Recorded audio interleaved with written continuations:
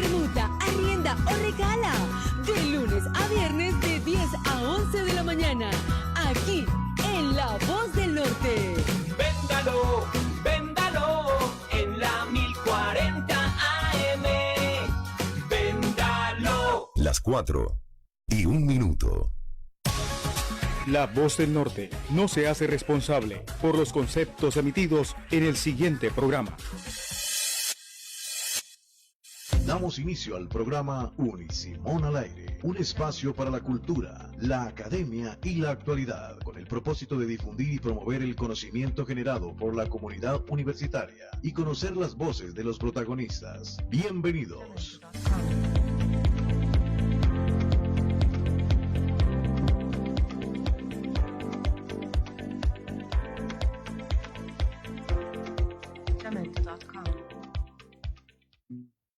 Muy buenas tardes, bienvenidos a Unisimón al Aire. Sean ustedes bienvenidos a su programa. Hoy, después de un fin de semana algo movido y con noticias interesantes, nuestra selección 3-0 en un partido amistoso interesante. Es bueno volver a revivir todos esos momentos grandiosos. Y bueno, también tenemos unas expectativas aquí en Cúcuta, después de esa apertura nuevamente del puente de la frontera con Venezuela. Entonces, haciendo esta pequeña introducción, vamos inmediatamente hoy al día con la Unisimón. Al día con la Unisimón, la academia al servicio de la sociedad.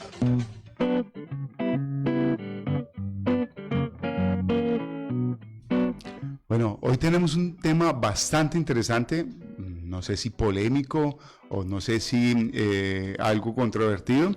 Es los derechos y beneficios de las personas privadas de la libertad, según la jurisprudencia de la Corte Constitucional. Y para ello vamos a tener dos invitados: al doctor Fabián Enrique Cubillos Álvarez, abogado, profesor y director de la Maestría de Derecho Penal de la Universidad Simón Bolívar y especialista en Derecho Procesal Penal, magíster en Derecho Penal. Bienvenido, doctor Fabián.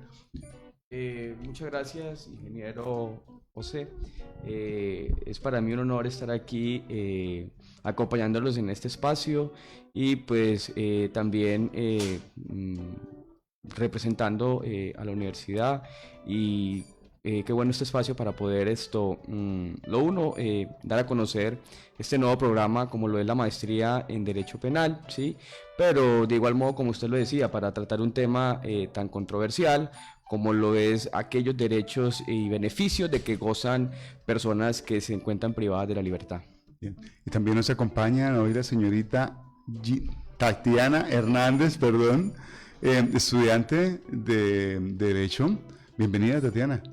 Hola, ingeniero Omar, y para todas las personas que nos oyen, para mí es un honor estar aquí representando también a la universidad, agradecerle al profesor Fabián Cubillos por su invitación, y adelante, que empiece el tema en controversia, como lo señaló. Bien, es muy importante, un tema, pues muchas personas yo creo que no conocen mucho de estos temas de los derechos de los procesados, de los que están privados de la libertad.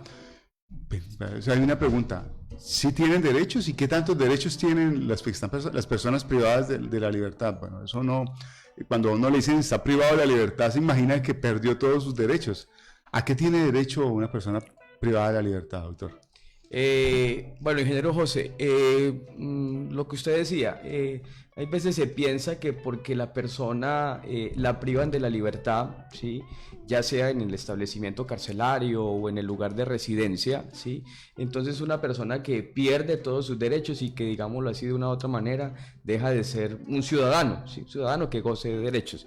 Sin embargo, frente a ello hay que hacer una aclaración, y es que usted puede estar detenido, ¿sí?, o digámoslo así, privado de su libertad, ¿sí?, como consecuencia de una medida cautelar de carácter provisional, ¿sí?, que es lo que uno por lo general escucha en los noticieros y en los programas, que es cuando, por ejemplo, una persona le dictan una medida de aseguramiento. Entonces ahí lo que quiere decir es que usted está detenido transitoriamente o preventivamente, pero usted también lo pueden privar de su libertad como consecuencia como consecuencia de una sentencia condenatoria impuesta por un juez de la República, ¿sí? Entonces, en esos dos casos hay que diferenciar que Claro, en ambos obviamente hay una restricción o una privación a la libertad o a su derecho de locomoción, ¿sí? Que es realmente lo que se restringe ahí, ¿sí?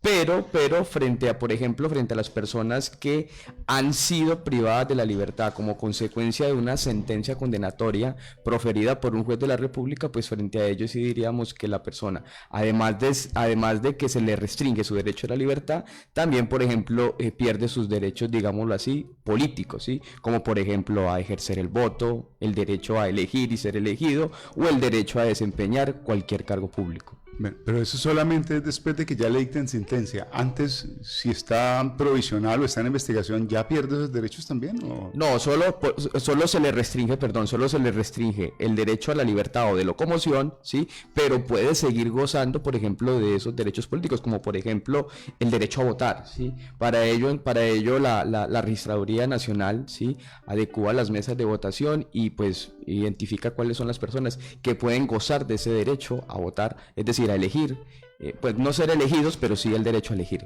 Bien, ese es uno de los derechos. ¿Qué otros derechos tiene una persona privada de la libertad? Bueno, cabe resaltar que la Corte Constitucional ha clasificado en 3 grandes grupos los derechos que tienen estas personas privadas de su libertad. El primero de ellos son los derechos que pueden ser suspendidos, los cuales lo que buscan es la resocialización del reo. Y como ya lo manifestó el profesor Cubillo, son por ejemplo el derecho a la libre locomoción y el derecho político o para votar. Dentro del segundo grupo también tenemos los derechos restringidos o limitados, que se dan o surgen por su condición de estar privados de la libertad. Y dentro de estos lo que buscan es la disciplina dentro del establecimiento carcelario, la seguridad o la salubridad. Y tenemos, por ejemplo, los derechos de asociación, de la personalidad jurídica, los derechos de el trabajo y la educación. Y finalmente, el último grupo son los derechos intocables, que son los emanados de la dignidad humana. Son aquellos que, sin importar que esté privado de la libertad, no se pueden suspender, restringir o limitar. Y entre ellos está el derecho a la salud, el derecho a la vida, el derecho a un debido proceso e incluso el derecho de acceder a la administración pública, pues para hacer valer los mismos. Ok, eso también enmarcaría los derechos humanos. Y todo eso está pues con el estándar internacional, debido a que Colombia ha sido garante de los derechos humanos a modo internacional, es decir, que ha firmado diversos tratados internacionales que le dan una garantía universal, por decirlo así, a las personas privadas de su libertad. Bien, yo pues tengo una gran duda. ¿Esos derechos dependen también del delito que haya hecho o no importa el delito que haya hecho la persona, son todos esos derechos? No interesa el delito que haya cometido, dependientemente de, por ejemplo, si está privado de la libertad por un delito de inasistencia alimentaria, que en el fondo diríamos, bueno, no es algo tan delicado o tan grave, ¿sí? Igual la consecuencia va a ser que se le restringe su derecho a ejercer esos cargos públicos o a ejercer alguna actividad pública.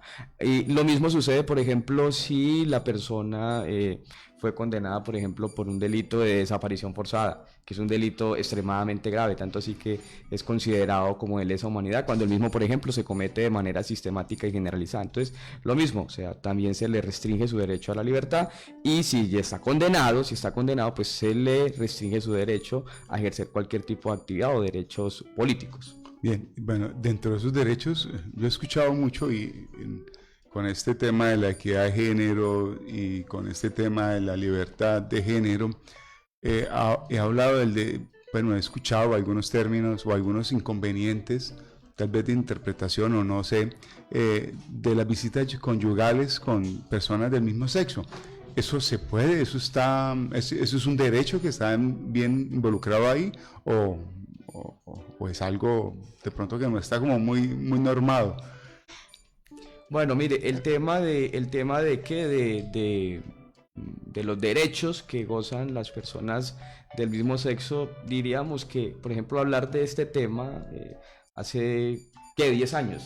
Yo diría que hace 10 años, porque a partir de la sentencia C-029 del año 2009 fue, como diríamos, la sentencia hito en materia penal, ¿no? En materia penal de aquellos derechos que tienen estas personas que son del mismo sexo, ¿sí? Entonces diríamos que a partir de esa época vino a cambiar todo el contexto en tema de derechos de parejas del mismo sexo en materia penal, ¿sí? De igual modo en esta etapa de ejecución de la pena o de situaciones de privación de la libertad. Entonces diría uno, oiga, ¿será que las personas del mismo sexo que se encuentran privadas de la libertad gozan o no gozan de derechos? ¿O eso simplemente es para aquellas personas que sí están gozando de la libertad?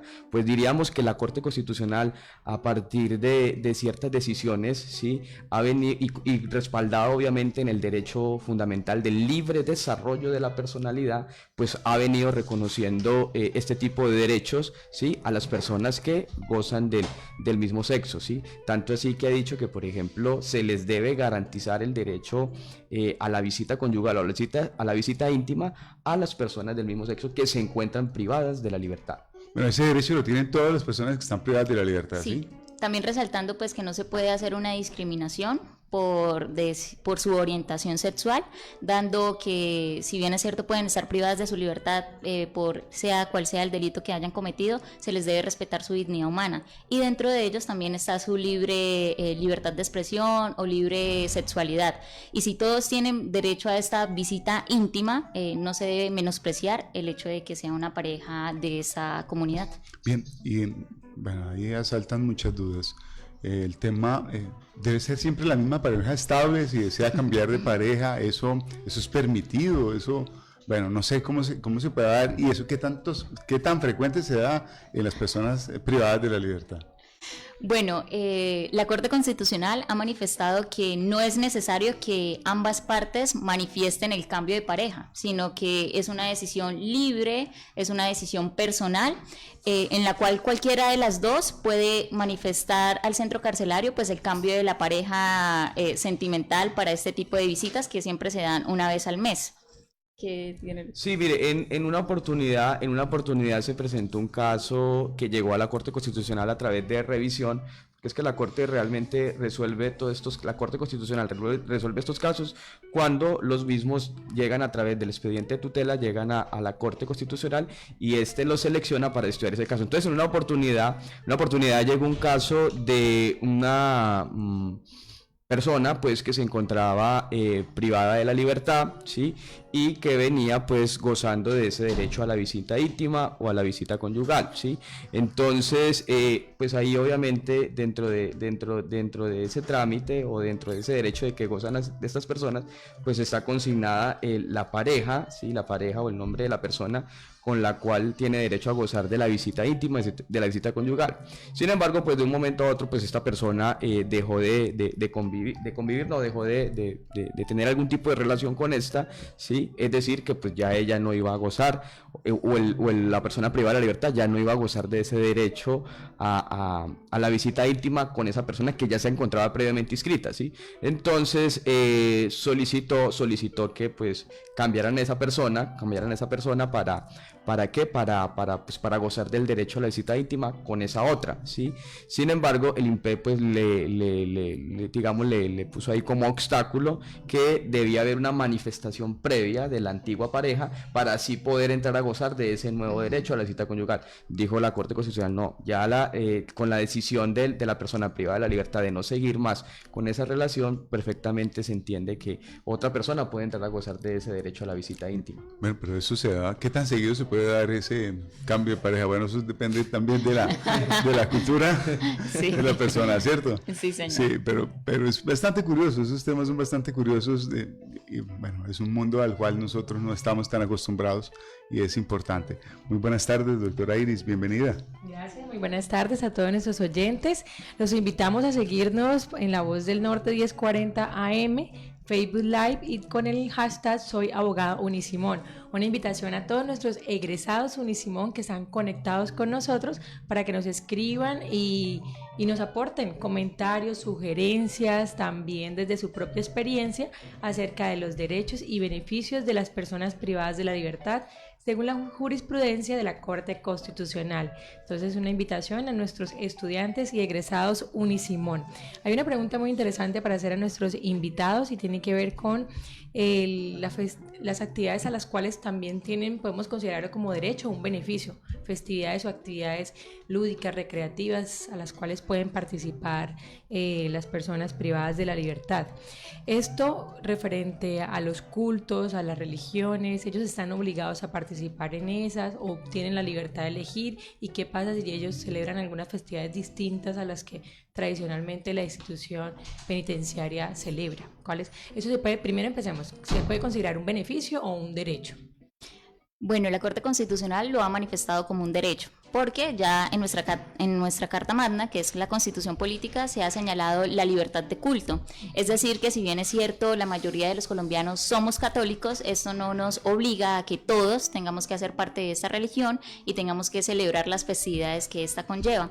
Por ende, no se les puede obligar a estas personas privadas de la libertad a que sigan una misma ideología religiosa, o las cárceles no pueden tampoco impartir esta doctrina o estos pensamientos respecto de una sola religión, sino que debe haber un respeto pues por la autonomía de cada ser humano de decidir a qué religión o culto quiere pertenecer.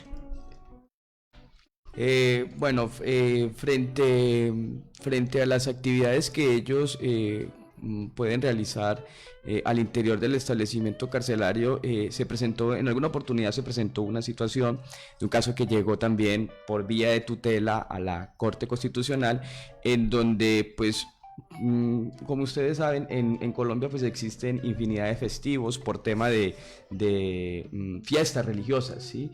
Entonces, ¿qué sucede? La ley dice que en domingos y festivos pues estas personas no pueden realizar las actividades de trabajo, estudio o enseñanza al interior del establecimiento carcelario, que esto, pues más adelante vamos a mirar, esto les sirve a ellos para el tema de redención de pena o de descontar pena. Entonces la persona que era de otra religión decía, no, pero yo ¿por qué voy a parar por qué voy a suspender, mis actividades de trabajo, ¿sí? Si es que yo no soy católico? ¿Sí? Yo no soy católico y yo no comparto pues esa religión, ¿sí? Entonces la Corte le dice, sí, está bien, usted no está obligado pues a compartir ese tipo de celebraciones ni nada de eso, ¿sí? Pero es que la ley es muy clara al decir que los días festivos, ¿sí? Y los días domingo pues no se lleva ningún tipo de actividad de trabajo, estudio o enseñanza o algún tipo de actividad lúdica que tenga que ver con el proceso de resocialización de la pena, ¿sí? Del procesado.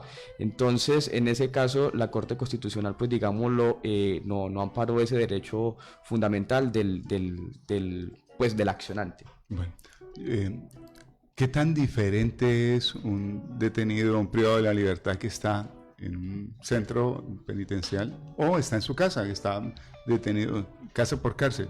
¿Esos beneficios o esos derechos que tiene él son diferentes o cuál es la gran diferencia? Bueno, uno está en su casa, en su propia casa, y creería que tendría mayores beneficios que el que está intramural o...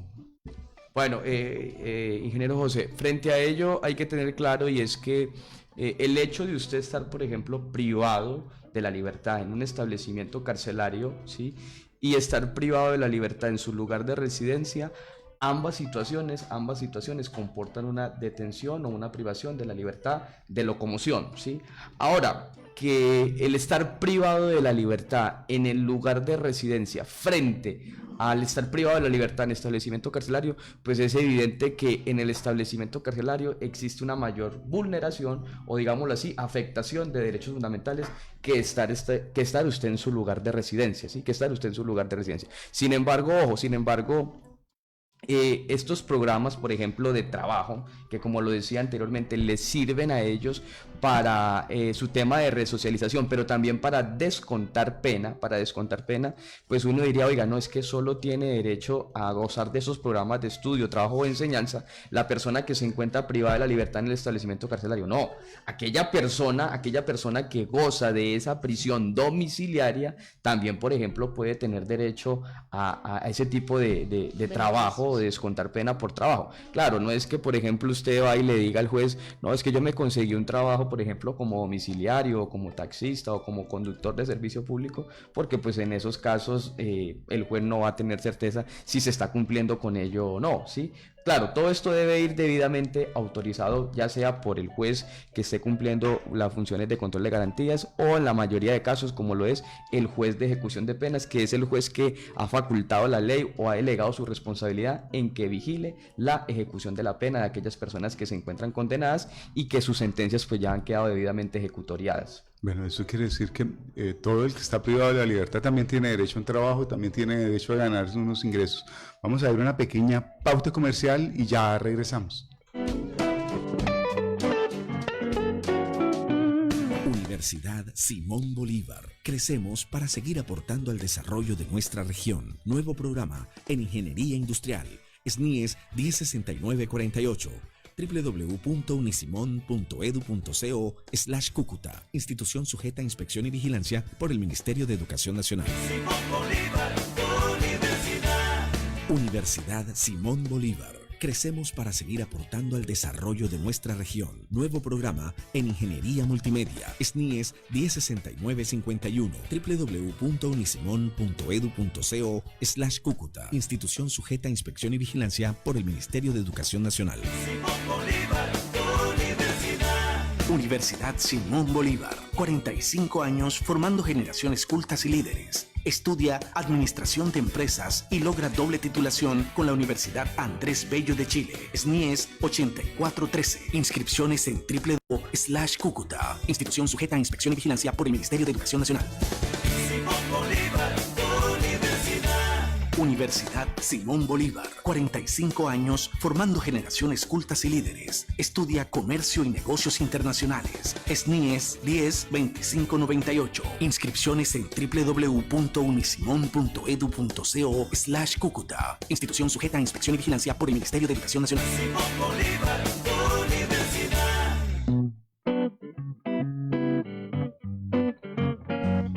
Bueno, bienvenidos y hoy hablamos del dato del día. Entonces, hoy uno de los datos del día que encontramos en la revista Semana es: salvar la biodiversidad requiere soluciones sociales. Dice Andrés Bermúdez que frenar la pérdida de la biodiversidad global pasa por trabajar con la gente. Dice que la nueva directora de la Plataforma Intergubernamental Científico-Normativa sobre la Biodiversidad de Servicios Ecosistemáticos. El mundo está perdiendo especies a tasas nunca antes vistas en la historia de la humanidad. Fue la conclusión más dramática de las más recientes evaluaciones científicas de la Plataforma Intergubernamental.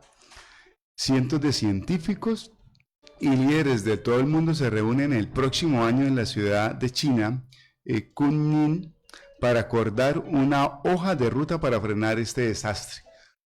Yo creo que es bastante importante hablar de este tema hoy, cada día más con mayores tecnologías, mayores inconvenientes que tenemos, y estamos abarcando cada vez más estos terrenos importantes que tiene la naturaleza. Debemos ser un poco más conscientes, un poco más responsables socialmente con todos estos ecosistemas. Entonces, aquí en Norte de Santander tenemos bastante especies amenazadas por este tema de biodiversidad. Entonces está el armadillo, está la iguana. Entonces hay una serie de especies amenazadas en nuestra región que es importante tratar. Iris, el dato del día. Además, qué interesante que la biodiversidad y la protección del medio ambiente esté en la agenda mundial, esté en la agenda de eventos pues nacional, de talla nacional, y por supuesto una invitación para que también en nuestra región y en nuestra ciudad nuestros gobernantes, y no solo ellos, nuestros líderes, nuestros jóvenes, también nuestros profesionales puedan emprender estas agendas en eventos, foros y demás para poderlas tratar. Claro, Iris, y es que hay que tener en cuenta que todas las especies cumplen una función fundamental en nuestros ecosistemas. Entonces es importante protegerlas, y aparte de todo, pues son seres vivos, ¿no? Sí, en sentido social. Yo también tengo un dato muy interesante para las mujeres, mis congéneros que nos escuchan a través de la 1040 AM. Más mujeres para transformar las empresas. En Colombia hay mujeres que lideran las más grandes compañías y que le apuestan a romper la inequidad de género a través de su ejemplo y de múltiples iniciativas. El foro Mujeres Colombianas, Mujeres que Inspiran, las reúnen para escuchar sus casos de éxito y analizar el panorama de la mujer. Es decir, que el próximo miércoles 19 de junio en Bogotá se van a reunir varias mujeres para tratar en este foro Mujeres Colombianas, Mujeres que Inspiran. Van a trabajar a partir del foro Semana Dinero, Semana Sostenible, Fucsia y Belcor. Contará con mujeres exitosas de diferentes campos, van a tener conversaciones, interferencia de experiencias exitosas de mujeres emprendedoras y líderes en el mundo corporativo. En los últimos años, el ranking de las empresas más grandes de Colombia, varias mujeres aparecían como líderes de compañía. ¿Cómo le parece? Un evento inimaginable que hace apenas unos 4 años Astrid Álvarez, presidente del Grupo Energía de Bogotá, y Mónica Contreras, gerente general de la región andina, PepsiCo, fueron algunas de ellas. Entonces, las mujeres a la vanguardia y al frente de grandes empresas colombianas. Claro que sí, Iris. Hoy cada día más vemos mujeres posicionándose más en este estrecho o competitivo sector. Hoy vemos mujeres en las gerencias, vemos mujeres en jueces, diputadas, en el tema político, en todos lados. Hay mujeres en todos lados, y todo el tema de inclusión, todo el tema de equidad. Ajá, y es importante, y bueno, no sé si me equivoqué, Iris, tú como trabajadora social, creo que es más importante hablar de equidad que de igualdad. Así es, en equidad de género y este reconocimiento de los roles que ejercemos las mujeres en diferentes contextos, en este caso en lo laboral, es muy importante. Y como ejemplo de ello, mire, tenemos una invitada mujer, ahí en la mesa siempre hay presencia de una mujer. Siempre hay mujer, sí, en la femenina. Es que, bueno, si no es la presencia femenina, esto no tendría mucho sentido, ¿no? ¿Sí? Bueno, claro que sí. Entonces, es muy buen, interesante evento, el foro. Vamos a seguirlo el próximo miércoles 19 de junio para conocer a esas mujeres colombianas, emprendedoras y líderes de grandes organizaciones. Claro que sí. Entonces, continuamos con Al Día con la Unisimón.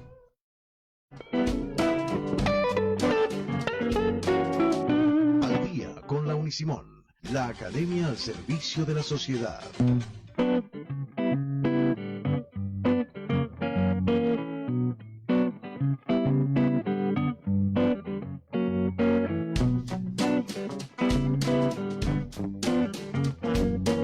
Bueno, continuamos con esta entrevista, Iris. Ajá, hay una pregunta interesante para hacer a nuestros invitados. Sabemos que los reclusos hacen unas labores. ¿Esto tiene un reconocimiento económico? Es decir, la labor que realiza un recluso por fuera de la jornada laboral carece de reconocimiento económico, y la que hacen dentro de la jornada laboral debe ser reconocida, o eso también hace parte de los beneficios o derechos. Bueno,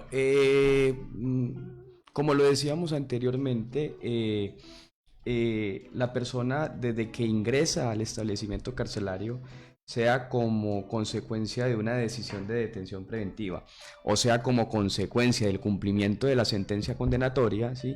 La persona desde el mismo momento que ingresa tiene derecho a estudiar, trabajar o enseñar, ¿sí? A inscribirse en cualquiera de esos programas que le ayudan para su proceso de resocialización al interior del establecimiento carcelario, ¿sí? Pero ojo, en lo que tiene que ver con el tema del trabajo, ¿sí? ¿Sí?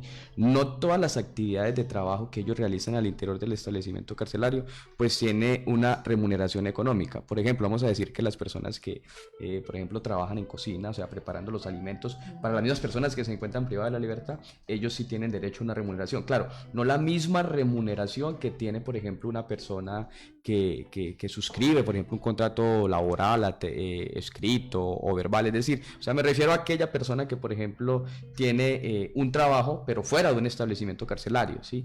Ellos sí tienen derecho a una remuneración, pero pues una remuneración mínima, ¿sí? Pero ojo, porque lo del tema de si el trabajo que ellos realizan fuera de la jornada laboral, eso tiene o no tiene un reconocimiento laboral. Resulta que a la Corte Constitucional llegó una tutela a través de revisión, ¿sí? Frente a un caso de una persona privada de la libertad que trabajaba, por ejemplo, más de 48 horas. Es que estas personas, cuando se inscriban en esos programas de trabajo, ¿sí? ellos si tienen que trabajar las 24 horas, trabajan las 24 horas porque ellos creen que eso les va a ayudar a descontar pena. Es decir, bueno, entre más yo trabaje, ¿sí? Pues más rápido voy a poder salir de aquí. Frente a ello, la Corte Constitucional dijo no. La ley lo que dice es que usted solo tiene derecho a trabajar, ¿sí? 8 horas, ¿sí? 48 horas semanales, ¿sí? Entonces, si usted trabaja más de 48 horas, como quien dice, eso es problema suyo, ¿sí? Que si, por ejemplo, sufrió un accidente laboral fuera de su jornada laboral, pues eso ya es decisión suya, no es responsabilidad, por ejemplo, del establecimiento carcelario. Ah, no, que es que yo quiero que me paguen mis horas extras, mis prestaciones sociales y todo. No, horas extras no, porque la ley lo que dice es que debe trabajar 48. Entonces, eso también dio pie para que los establecimientos carcelarios de alguna u otra manera le dijeran, oiga, usted pues tampoco sometan a explotación allá a las personas que se encuentran privadas de la libertad. No, si ellos van a trabajar, que trabajen máximo 48 horas semanales. Es que la ley 65 del 93, que luego fue modificada por la 1709 del año 2014, dijo que, por ejemplo, para usted, un día de trabajo al interior del establecimiento carcelario equivale a 8 horas, ¿sí? Para usted poder descontar un día de prisión, ¿sí? Debió haber trabajado 2 días, es decir, debió haber trabajado 16 horas, ¿sí? Entonces, por eso era que yo les decía que existe como esa fiebre por parte de la persona privada de la libertad que está en ese programa de trabajo, ¿sí? Pues trabajar, bueno, no 24 horas porque pues también tiene que descansar, pero a ellos no les importa, por ejemplo, trabajar 16 horas, ¿sí? ¿Por qué? Porque ellos creen que eso les va a ayudar. Entonces cuando van y solicitan al juez de ejecución de penas la redención de pena, ¿sí? La redención de pena, el descuento de pena de los días de prisión, el juez le dice, no, yo solo le reconozco 8 horas, así usted haya trabajado 16 durante el día. ¿Por qué? Porque es que eso es lo permitido por la ley, ¿sí? Entonces eso también le mandó como un mensaje a los directores de los establecimientos carcelarios, pues para que se abstuvieran también pues de digámoslo así, de explotar a esas personas que están privadas de la libertad y que, como ya lo decíamos anteriormente, gozan de todos los derechos, ¿sí? Que el único derecho que quizás no gozan es el derecho a elegir, ser elegidos o desempeñar algún cargo público. Ahí cabe esta pregunta. No importa el tipo de delito, por lo menos aquellas personas que tienen delitos contra menores de 14 años, ese beneficio también aplica, delitos sexuales con menores de 14 años, que es hoy tan polémico este tema, ¿sí aplica de que esas personas trabajen y se les reduzca la pena o eso creo que estaba en revisión? Bueno, mire, para nadie es un secreto que el tema de los delitos sexuales en contra de menores de edad es un tema bastante delicado, ¿sí? Si hay algo complejo para un litigante en materia penal, ¿sí? Es llevar un caso o llevar un proceso, es decir, para un defensor que lleva un caso o una defensa penal por un tema de un delito sexual en contra de un menor de edad, porque eso es algo que automáticamente genera el reproche de toda la sociedad y, mejor dicho, son personas que pues son sometidas a linchamiento, ¿sí? Sin desconocer que pues son personas que gozan de los derechos, ¿sí? Como por ejemplo el derecho a su presunción de inocencia, ¿sí? El derecho a un juicio público, justo, oral, con mediación de las pruebas. Bueno, entonces el tema de los delitos sexuales en contra de menores de edad es un tema que ha generado el reproche social, ¿sí? Tanto así que la ley 1098 del año 2006, Código de Infancia y Adolescencia, en uno de sus artículos establece que la persona que comete un delito en contra de un menor de edad no tiene derecho a ningún beneficio ni a ningún subrogado, ¿sí? Que por ejemplo no tiene derecho a una detención domiciliaria, no tiene derecho a una prisión domiciliaria, no tiene derecho a la libertad condicional, no tiene derecho a la suspensión condicional, ¿sí? Cualquier persona que cometa delitos no solo sexuales, sino cualquier delito en contra de un menor de edad, ¿sí? Entonces, ¿qué sucede? Que pues muchos jueces de ejecución de penas, que son los encargados de conocer o de decidir o de conceder esa redención de pena, sencillamente cuando una persona que había sido condenada por un delito sexual en contra de un menor de edad, le decía no, se acogía a la norma de la ley 1098 del 2006, decía no, usted no tiene derecho ni ningún beneficio. ¿Por qué? Porque usted cometió un delito en contra de un menor de edad. Entonces, a partir de una providencia del año 2015 de la Corte Constitucional, dijo no, las personas que cometen delitos sexuales en contra de menores de edad, sí, está bien, puede que no tengan derecho o que no tengan, perdón, no tengan derecho a gozar de un beneficio como es la libertad condicional, la detención domiciliaria o la prisión domiciliaria, pero sí tienen derecho a la redención de pena, porque es que esto hace parte de todo el proceso de resocialización, que pues es una de las funciones de la pena. Bien, ahora, yo podría, o hay algún reo que podría decir, yo no quiero trabajar. Eso sí, claro, eso es decisión de la persona, ¿sí? Es decisión de la persona. Y sencillamente personas que desde el mismo momento que ingresan al establecimiento carcelario se dedican a cualquier otra cosa, ¿sí? Menos realmente a una actividad que los resocialice. Pero no, nada los obliga a que tengan que trabajar, estudiar o participar en programas de enseñanza. Ese es más como un beneficio que ellos se vinculan para la rendición de la sí, pena, claro. así es. Entonces, por ende, es voluntario. Uh-huh. Bueno, y en cuanto al tema de la remuneración, nosotros vemos que varios de los internos hacen algunas manualidades. ¿Eso hace parte como más bien de un programa de formación o también hace parte laboral y por eso pueden tener ingresos? ¿Cómo se trabaja ese tema ahí en el interior del INPET, por ejemplo, del Instituto Penitenciario? Bueno, generalmente lo que vemos es que en cualquiera de estos programas existen actividades de manualidades en las cuales pues les enseñan diversas cosas a los reos, y lo que está permitido es que estas manualidades hechas por ellos, sus familias o quien los vaya a visitar las pueda llevar, vender y así tener un beneficio lucrativo para ellos mismos. Distinto es, como lo mencionó el docente Fabián Cubillos, es que trabajen dentro del centro o que enseñen dentro del centro penitenciario. La remuneración es el salario mínimo, menos del salario mínimo, dependiendo de la actividad. Esas son cosas que uno a veces tiene esa duda. No, es menos del salario mínimo. Menos del salario mínimo, sí. Pero nunca excediendo las normas laborales de 8 horas a la semana y 8 horas al día y 48 horas a la semana. Lo mismo pasa cuando la persona tiene el beneficio de casa por cárcel, que desea trabajar para lucrarse, pero este trabajo debe ser autorizado por parte del juez competente y debe ser vigilado por parte del INPET, que es la entidad competente para señalar que sí está ejerciendo esta labor. Hace poco hablábamos de las personas procesadas por delitos sexuales contra menores. En caso de estos, ¿es posible que ellos puedan solicitar libertad por vencimiento de términos cuando están siendo procesados por delitos sexuales contra menores? Bueno, era lo que decíamos anteriormente. Anteriormente hacíamos referencia, era el juez de ejecución de penas, porque es el quien entra a conocer del proceso o del expediente cuando ya una vez la persona ha sido condenada y la sentencia ha quedado debidamente ejecutoriada.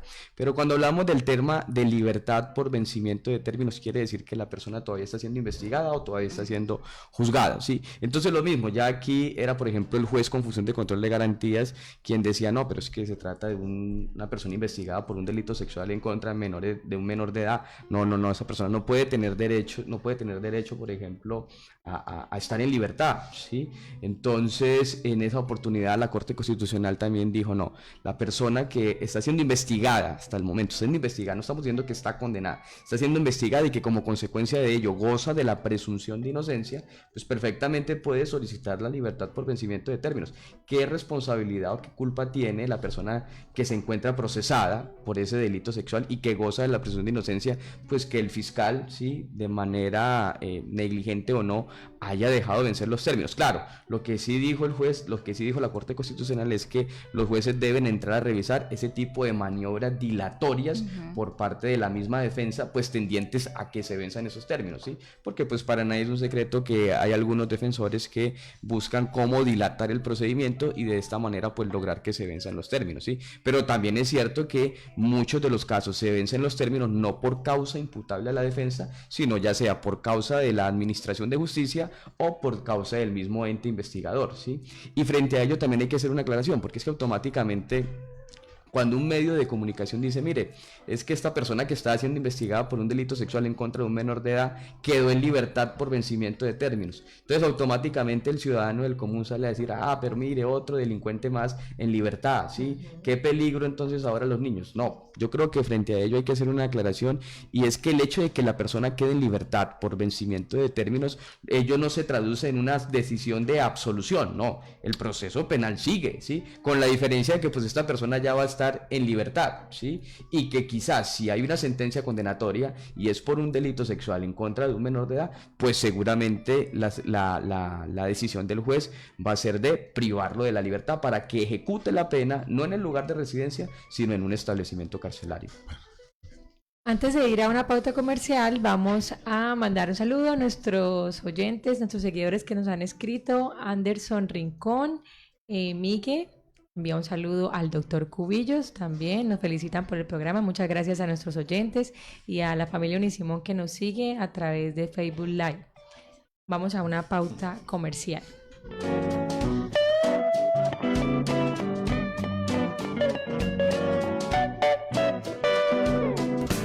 Universidad Simón Bolívar, 45 años formando generaciones cultas y líderes. Estudia Psicología, SNIES 54143. Inscripciones en www.unisimon.edu.co/Cúcuta. Institución sujeta a inspección y vigilancia por el Ministerio de Educación Nacional. Simón Bolívar, Universidad.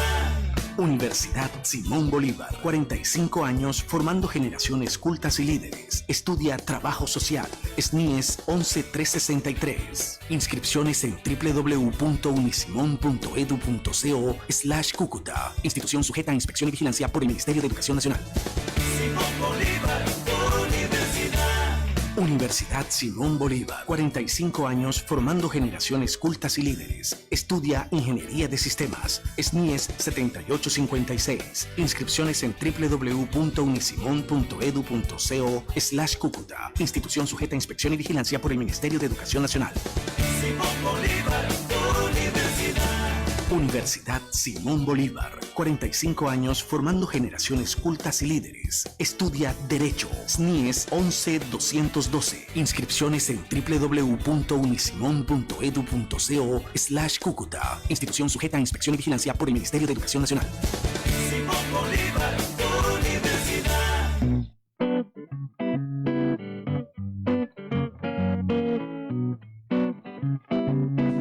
Pero continuamos con este tema de derecho penal. Doctor, y aquellas personas que se quieran especializar, se quieran conocer mucho más de este tema, tengo entendido que la universidad abrió la maestría de derecho penal. ¿Qué nos puede hablar de ese tema? Bueno, ingeniero José, creo que es una gran oportunidad el hecho de que hoy en día la Universidad Simón Bolívar esté ofertando la maestría en Derecho Penal. Yo creo que es una gran oportunidad para todos los abogados egresados de la región, ¿sí?, que quieran pues ampliar sus conocimientos en esta rama del derecho. Pero mire, le digo porque es importante, aun cuando ya hay otra universidad pues que la tiene, sí, que recientemente la está ofertando, sí, vea lo importante que es esto para esta nueva oportunidad académica para nosotros, las personas que somos de esta parte de la región.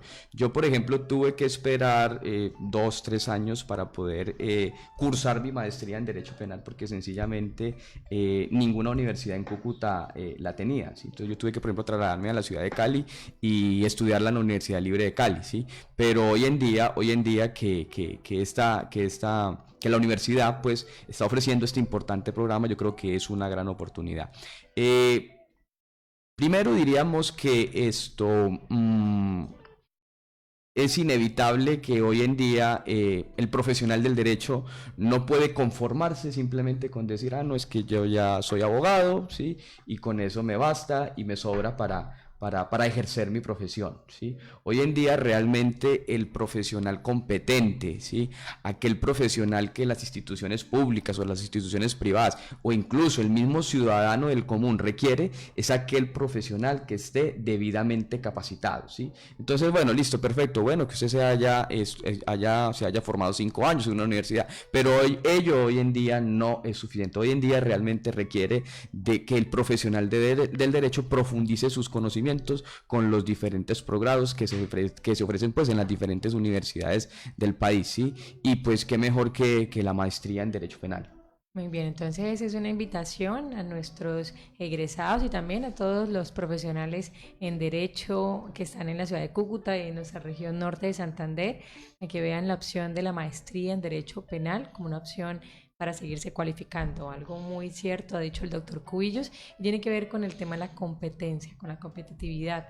La medida en que nosotros sigamos cualificándonos, formándonos, nos va a hacer, nos va a marcar, nos va a distinguir de otros profesionales. Y la sociedad y la profesión lo requiere, seguirnos formando, seguirse cualificando, actualizando, por supuesto, actualizando para poder prestar y ejercer muy bien su profesión.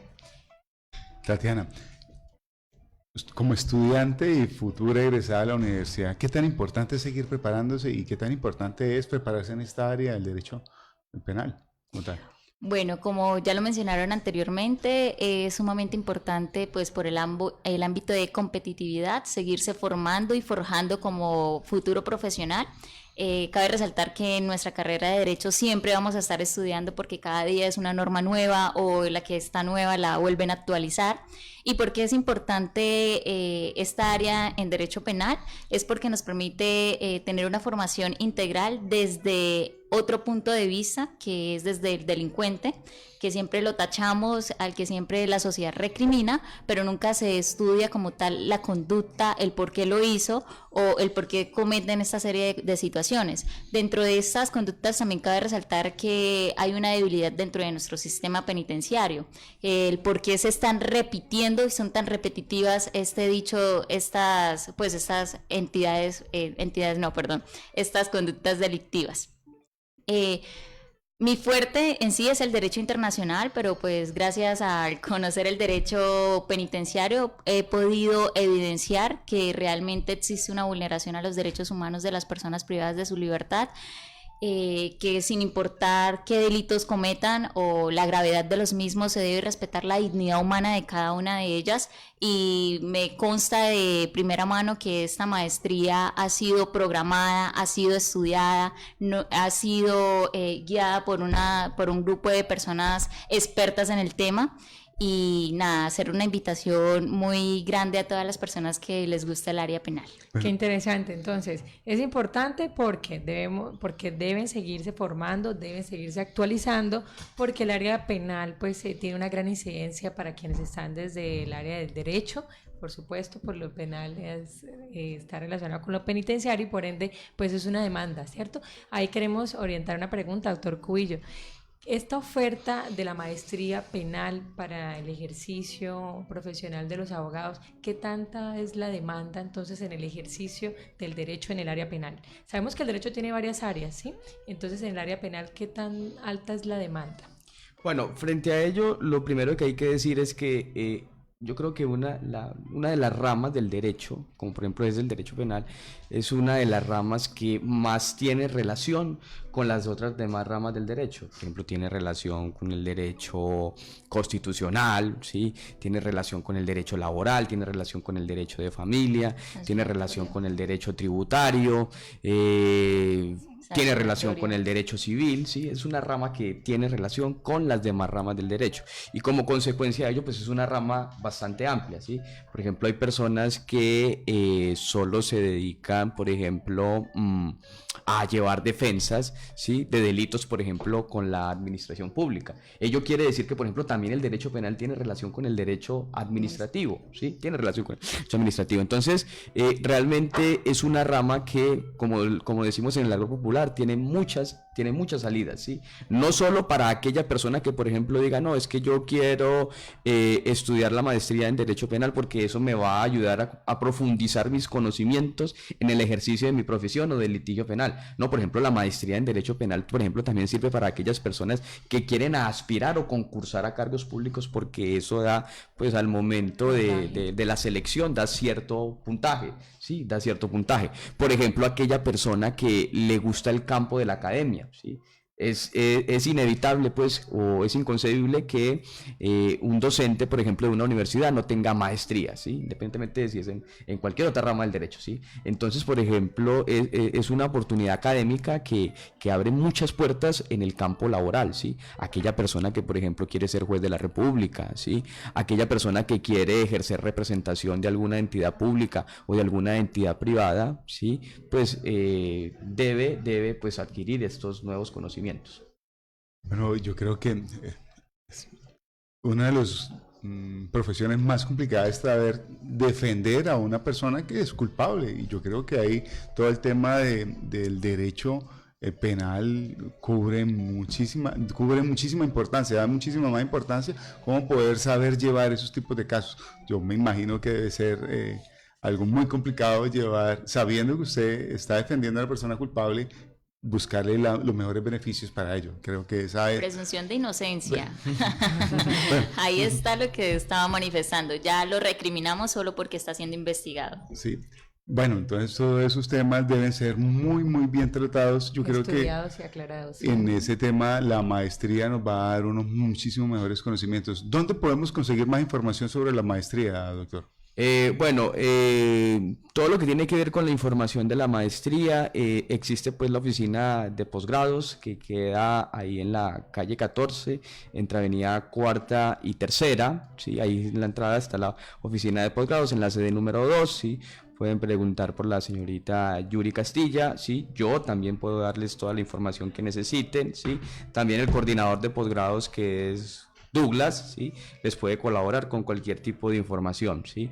¿Recordemos el número? Sí, Cubillos, por ejemplo, si necesitan darme, bueno, 82 70 70, extensión 161, ¿sí? Pero pues si quieren contactar directamente al director de la maestría, pues 300-367-5225, ¿sí? Ok, muy bien. ¿Y este programa de formación posgradual, maestría en Derecho Penal, qué duración tiene? Bueno, esta tiene, como todas las maestrías, como todas sus maestrías en su gran mayoría, tiene una duración de 2 años o de 4 semestres, ¿sí? Tiene una duración de 2 años o de 4 semestres. Hoy en día, con la nueva propuesta del Ministerio de Educación, pues todas las maestrías se encuentran compuestas por un sistema de créditos, ¿sí? Entonces, usted realmente, la maestría en Derecho Penal tiene 47 créditos que pues están distribuidos en los diferentes módulos y en los diferentes semestres que se van a orientar durante el desarrollo de la misma. Bueno, doctor Cubillos, ¿cuáles son las ventajas competitivas que tiene nuestra universidad respecto a esta maestría?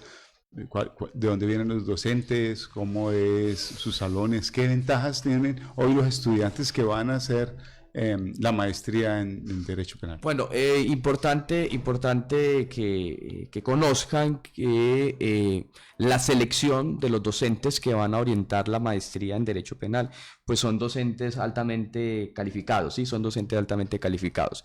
Hay docentes que obviamente son de aquí de la región, ¿sí? Docentes que son muy bien calificados y que son de aquí de la región, pero hay que decir que en su gran mayoría son docentes externos o docentes que vienen de otras ciudades, ¿sí? Por ejemplo, uno de los docentes que nos va a acompañar es el doctor Oscar Julián Guerrero Peralta, ¿sí? Que pues es un docente que ha hecho toda su trayectoria académica en la Universidad Externado de Colombia y que también pues ha hecho estudios en Alemania, ¿sí? Está también el doctor Alfredo Gómez Quintero, ¿sí? Quien es ex magistrado de la Sala de Casación Penal de la Corte Suprema de Justicia, en quien pues está muy a gusto de orientar uno de los módulos, como es el módulo de procesal penal, en esta maestría de Derecho Penal. Está también el doctor Jorge Restrepo Fontalvo, ¿sí? Está el doctor Hernando Ordóñez, ¿sí? Que es de la ciudad de Cali. Está el doctor Andrés Guzmán Caballero, María Inés Muriel Puerto, ¿sí? Y está también el doctor Javier Coronado, ¿sí? De aquí, pues, de la región, pues, tenemos al doctor Marcos Mavadillo, está el doctor Edgar Mendoza, está el doctor Lenín Esteban, ¿sí? Que, pues, aun cuando es de aquí de la región, desempeña sus funciones en otro departamento, ¿sí? Y, pues, también va a estar el suscrito director de la maestría, también orientando alguno de los módulos en este importante reto. Claro, una excelente selección, ¿no? Yo creo que... Exquisita. Sí. Bueno, y hay otras ventajas que tiene la universidad. Tiene una muy buena biblioteca, Iris. Tiene unas bases de datos, tiene un acceso virtual impresionante. Creo que es una ventaja competitiva que a veces nosotros damos por visto, ¿no? Todo el mundo tiene conocimiento de esta biblioteca y es una excelente biblioteca que tiene un buen material para el área de Derecho. Claro, y en especial para los estudiantes de posgrado, que entendemos que en su mayoría ejercen profesionalmente, laboralmente, entonces sus tiempos están restringidos. Para esto la universidad no solo cuenta con una base de datos amplia en biblioteca física, sino también virtual.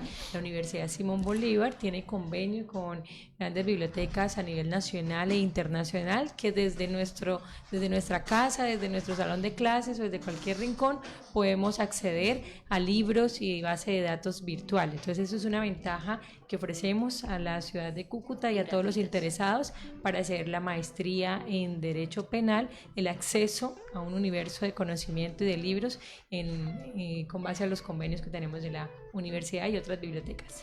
Bueno, damos por terminado hoy este programa. Fue un excelente tema. Creo que están todos bienvenidos y convocados a estudiar esta maestría. Sí, Tatiana, muchísimas gracias. Estudiante Unisimón, talento Unisimón, además de semilleros de investigación. Muchas gracias por aceptar esta invitación, por acompañarnos, por representar también a la Universidad Simón Bolívar. Doctor Fabián Cubillos, muchísimas gracias. Felicitaciones por la labor que está emprendiendo. Agradecerle y felicitarlo también por permitirnos traer esta maestría, ya que pues la formulación y la aprobación del ministerio, y detrás de esa aprobación hay un gran trabajo de un equipo liderado por el doctor Cubillos. Muchas gracias y felicitaciones, y nuevamente a nuestros oyentes invitados a que consulten más de nuestros programas posgraduales de la Universidad Simón Bolívar. Bueno, esto fue Unisimón al aire. Sean todos, que tengan una excelente tarde. Desde San José de Cúcuta, transmite La Voz del Norte HJPF 1040 AM. La Voz del Norte, la voz de los norte santanderianos. Si no estás al día en el impuesto de tu vehículo, la Secretaría de Hacienda del Departamento te invita a que aproveches el 5% de descuento por todo el mes de junio. ¿Qué esperas? Realiza tus pagos en línea y en las oficinas de la Secretaría de Hacienda de Norte de Santander, por un norte productivo para todos. Secretaría de Hacienda del Departamento. Yo vengo de tierra caliente